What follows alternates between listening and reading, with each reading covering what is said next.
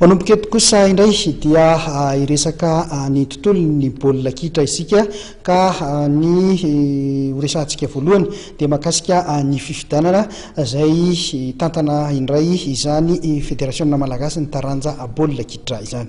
Raha anankiroa no nandrotsaka taratasy filatsana kofidiana ho filohan'ny federasiona malagasy ny taranja baolina kitra izay dia ny taratasy ny antota taratasy iray ihany no noraisiny komity mpikarakara ny fifidianana dia ny an'ny filoham-perinasa Amady izany tsy noraisina moa izany ny an'ny candidat Max Fabien André Nirina dia ny filoham-perinasa ihany izany no hiatrika ny fifidianana mandritra ny fevrier tanterahana any Mahajanga any.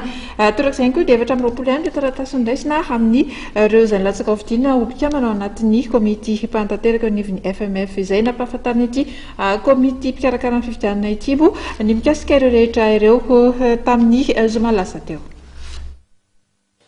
Taoriny fametrahana ny atota taratasy ahafahana milatsaka ofidiana dia filoha roa sy mpikambana ao amin'ny komity mpanantanteraka misa 4 no maniry tantana indray ny federasiona malagasy ny taranja baolina kitra. Nisy nefa ny tsy fahatomombanana teo amin'ireo taratasy napetraka ireo kandida sasany ka nahatonga ny fihenana. Nampahafantariny ny komity manokana momba ity fifidianana ity ary fa iray ihany ny taratasy pilatsana azo raisina ho an'ny kandida ilatsaka ho filoha dia ny an'ny filoham-perinasa Amady. Tsy azo niraisana kosa ny an'ny Max Fabien Olivier André Nirina noho ny tsy fahatomombanana atota taratasy izay nilatsahany fidiana. Torak'izany koa dia 420 ihany no voatazona tamin'ireo nilatsaka ho fidiana ho komity mpanantanteraka ny FMF.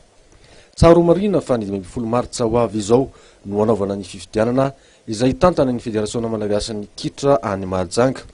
Nambaran'ny Landry Ramazona filoha lefitra ity komity manokana momba fifidianana FMF ity kosa nefa fa mbola manana 3 andro ireo izay safiditra ao anatin'ny listra anaovana fitarainana mahakasika io didy navoaka io.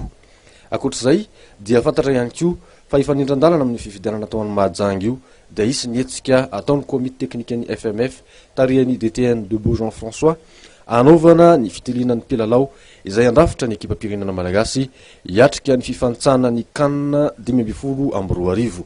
Ifampitsapa ao amin'ny kianjarabe mananjara araka izany ny ekipa voafantana Lalamanga Boeny, ny ekipa ny Tiavo Tem Mavadova Fitovinany ary ny ekipa ny Knaps Sport.